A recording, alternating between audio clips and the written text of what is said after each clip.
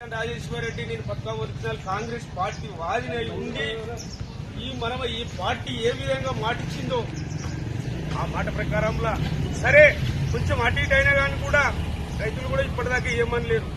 ఎందుకంటే ఒకటి రెండు అబద్దాలు అనేది కాదు.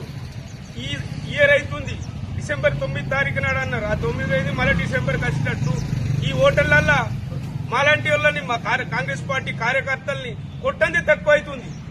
కొట్టంది తక్కువ ఏమో నిలబడి రథం మీద నిలబడి చాలా మాట్లాడుతుంది. నీ రైతు బంధు ఏది, నీ రుణమాపేది, పేదవాళ్ళకి ఇచ్చేది ఏదైతే ఉపాధి పనికి పేదవాళ్ళు పోయేవాళ్ళు వాళ్ళకి 12,000 రూపాయలు అనేది ఎవరెవరు అనేది డిక్లరేషన్ కూడా లేదు. మీ మంచి చేసినవి చెప్తే ఈ తీసుంటే చెడువి కూడా నేను కాంగ్రెస్ పార్టీ అని కాదంటలేను. కానీ ఎందుకంటే ఓటర్లల్లా రోడ్డు పోన పోతే దయచేసి మాకు వశపడతలేదు, తిట్లు అవుడవుతుంది, ఇసుంటి అబద్దాలు అద్దు. కాకపోతే ఇంకా 2-3 నెలల దాకా మొత్తం డబ్బులు ఇచ్చిన కాదానండి ఏదన్నా అవుతారు. కానీ కాకపోతే రేపు వచ్చే ఎల్లుండొచ్చే రాత్రి 12 గంటలు దాటిందంటే టన్ మనే టిన్ మనే ఇసుంటి కాదండి. రేవంత్ రెడ్డి గారు 2-3 నెలలు కాదంటే కూడా ఆగుంటారు కదా.